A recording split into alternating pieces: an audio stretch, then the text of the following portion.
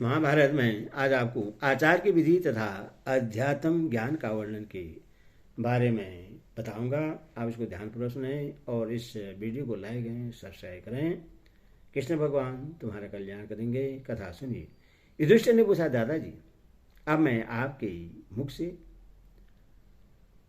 आचार की विधि सुनना चाहता हूँ, क्योंकि आप सर्वज्ञ हैं। भीष्म जी ने कहा, मनुष्य को सड़क पर गौओं के बीच में और अन्न के पौधों से हरे भरे खेत में मल मूत्र का त्याग नहीं करना चाहिए। आवश्यक शौच आदि से निवृत्त होकर कुल्ला करने के पश्चात नदी में स्नान करना चाहिए। इसके बाद संध्या उपासना और देवता पितरों का तर्पण करना आवश्यक है। प्रतिदिन सूर्य पर स्नान करें। सूर्योदय के समय कभी न सोएं। सायंकाल और प्रातः दोनों समय संध्या करके गायत्री का जप करें। दोनों हाथ, दोनों पैर और मुंह, इन 5 अंगों को धोकर पूर्व की ओर मुहकर भोजन करने बैठें। भोजन के समय मौन रहें। भोजन के लिए परोसे हुए अन्न की निंदा न करें। उससे स्वादिष्ट मानकर प्रेम से भोजन करें। भोजन के बाद हाथ धोकर उठें। रात को भीगे पैर न सोएं। देवर्षि नारद जी इसी को आचार कहते हैं। यज्ञशाला आदि पवित्र स्थान, बैल, देवता, गौशाला, चरहा, ब्राह्मण, धार्मिक मनुष्य तथा मंदिर को सदा अपने दाहिने करके चलें। घर में अतिथियों, सेवकों और कुटुंबी जनों के लिए भी एक शाही भोजन बनवाना उत्तम माना गया है। शास्त्र में मनुष्य के लिए सवेरे और शाम 2 ही वक्त भोजन करने का विधान है। बीच में नहीं खाना चाहिए। ऐसा करने से मनुष्य उपवासी माना जाता है।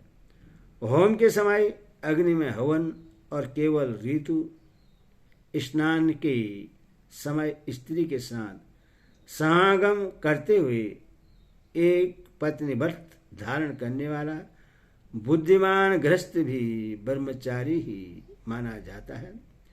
ब्राह्मण के भोजन से बचा हुआ यज्ञ शिष्ट अन्न अमृत के तुल्य है। ऐसे अन्न को भोजन करने वाले सत्पुरुषों सत्य स्वरूप परमात्मा को प्राप्त होते हैं। जो मिट्टी के ठेले फोड़ता, तिनके तोड़ता और दांतों से नख चबाता रहता है, तथा जो सदा झूठे हाथ और झूठे मुंह रहा करता है, उसको बड़ी आयु नहीं मिलती। मनुष्य स्वदेश में हो या परदेश में अपने पास आए हुए अतिथि को भूखा न रहने दे। जीविका के लिए किए हुए कार्य से जो धन आदि प्राप्त हो, उससे माता पिता आदि गुरुजनों को निवेदन कर दे। गुरुजनों के आने पर उन्हें स्वयं आसन देकर बैठावें और सदा उनको प्रणाम किया करें। गुरुओं का सत्कार करने से आयु, यश और लक्ष्मी की प्राप्ति होती है। उदय के समय सूर्य को न देखें। उदय के समय सूर्य को नहीं दिखाएं।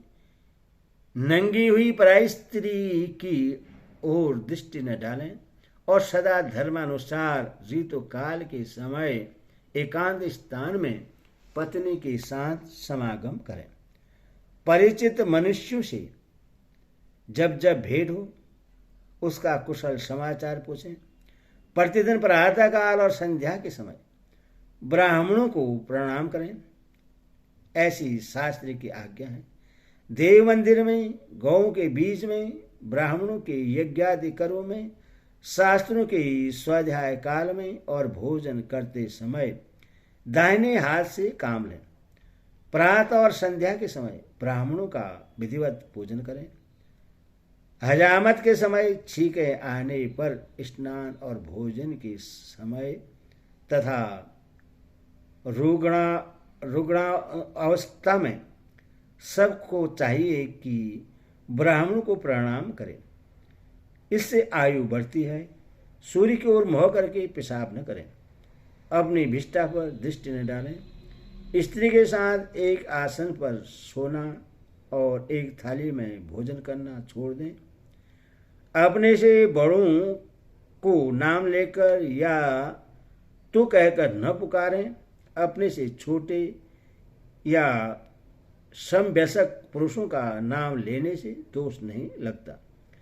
पापियों का हृदय ही उनके पापों को बता देता है। जो लोग जानबूझकर किए हुए पापों को महापुरुषों से छिपाते हैं वे नष्ट हो जाते हैं।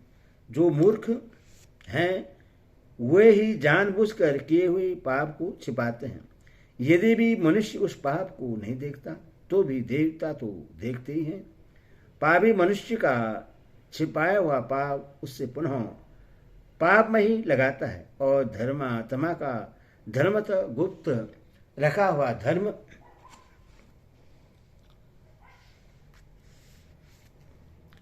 धर्म उसे पुनः धर्म ही प्रवृत्त करता है। मूर्ख मनुष्य पाप करके उससे भूल जाता है किंतु वह पाप उसके पीछे ही लगा रहता है। किसी कामना की पूर्ति के लिए जो धन संचित करके रखा जाता है उसको अपने उपभोग में खर्च करने से बड़ा क्लेश होता है। मगर समझदार लोग ऐसे धन की प्रशंसा नहीं करते क्योंकि मौत राह नहीं दिखती। कामना पूरी हो या अधूरी समय पर मृत्यु हो ही जाती है। मनुष्य पुरुषों का कहना है कि सभी प्राणियों का धर्म मानसिक है अर्थात मन से किया हुआ धर्म ही वास्तविक धर्म है। अतः मन से समस्त जीवों का कल्याण सोचता रहे। केवल वेदोक्त विधि का सहारा लेकर अकेले ही धर्म का आचरण करना चाहिए। इसमें दूसरों की सहायता की आवश्यकता नहीं है। धर्म ही मनुष्यों की योनि है। धर्म ही स्वर्ग के देवताओं का अमृत है। धर्मात्मा मनुष्य मरने के पश्चात धर्म से ही बल के साथ सुख भोगते हैं। युधिष्ठिर ने पूछा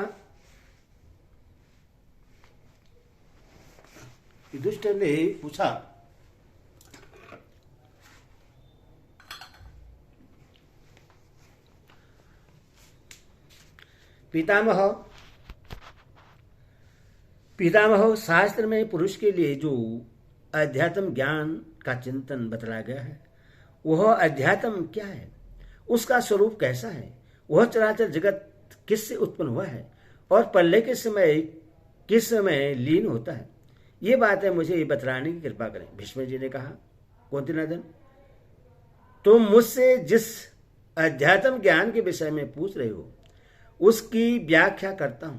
वह अत्यंत कल्याणकारी और सुख स्वरूप है। आचार्य ने सृष्टि और प्रलय की व्याख्या के साथ ही आत्मज्ञान का वर्णन किया है। उससे जान लेने से मनुष्य को प्रसन्नता और सुख की प्राप्ति होती है। वह संपूर्ण भूतों के लिए हितकारी है। जो उसे जानता है उसकी संपूर्ण कामनाएं पूर्ण हो जाती हैं। पृथ्वी, वायु, आकाश, जल और अग्नि ये 5 महाभूत संपूर्ण प्राणियों की उत्पत्ति और प्रलय के स्थान हैं। जैसे लहरें समुद्र से प्रकट होकर फिर उसी में लीन हो जाती हैं, उसी प्रकार ये 5 महाभूत भी जिस आनंद स्वरूप परमात्मा से उत्पन्न हुए हैं पुनः उसी में लीन हो जाते हैं। शब्द, स्रोत और संपूर्ण छिद्र आकाश के कार्य हैं। ईश्वर, त्वचा और चेष्टा ये 3 वायु के, रूप, नेत्र और परिपाक ये तेज के, रस, जिहा, कलेत जल के तथा गंध नासिका और शरीर पृथ्वी के गुण हैं।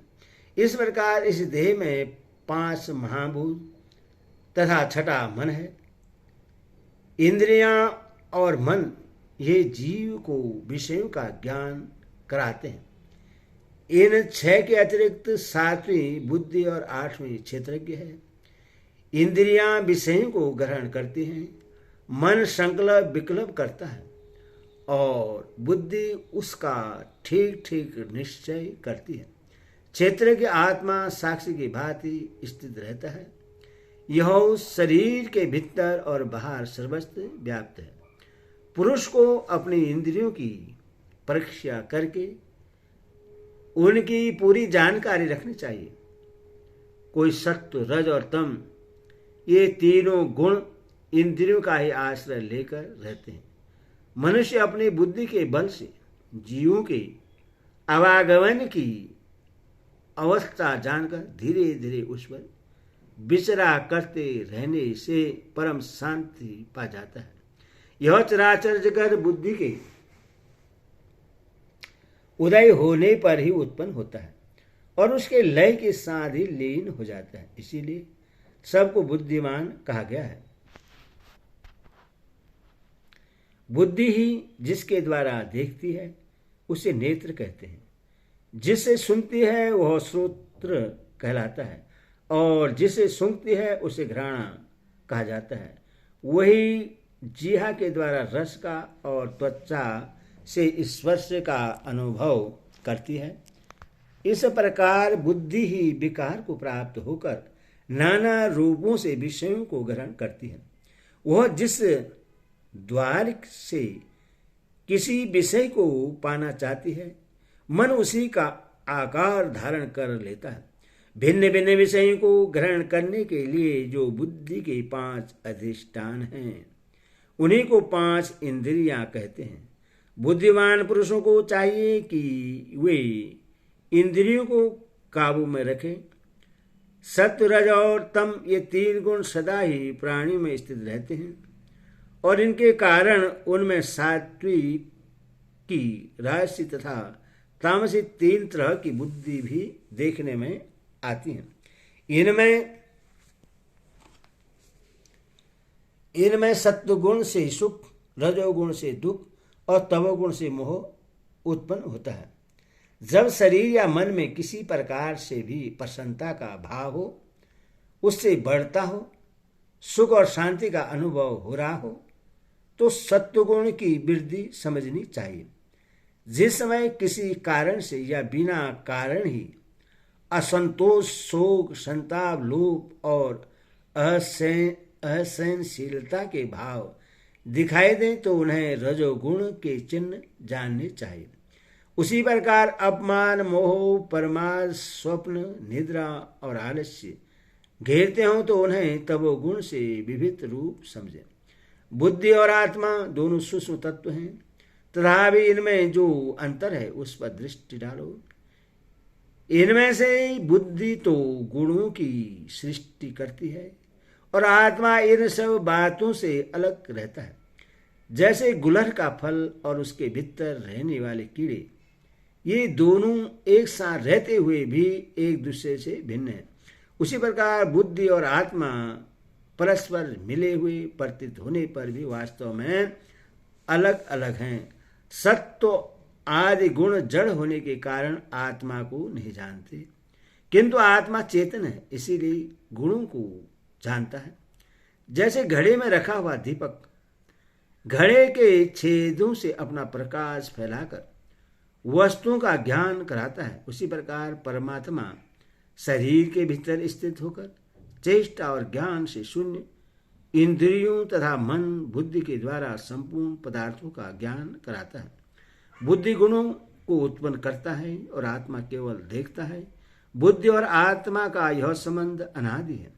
जो संसारी कर्मों से मन हटाकर केवल आत्मा में ही अनुराग रखता और आत्म तत्व का ही मनन करता है, वह सब प्राणियों का आत्मा हो जाता है और इस साधन से उसको बड़ी उत्तम गति प्राप्त होती है।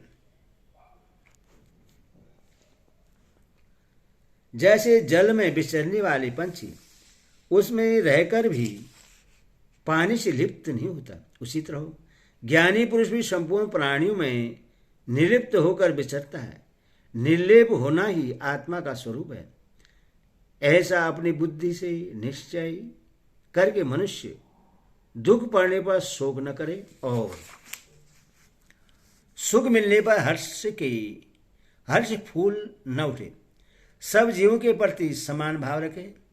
जैसे मैले बदन वाले मनुष्य जल से भरी हुई नदी में नहा धोकर साफ सुथरे हो जाते हैं, उसी प्रकार इस ज्ञानमयी नदी में अवगाहन करके मलिन हृदय वाले पुरुष भी शुद्ध एवं विद्वान हो जाते हैं।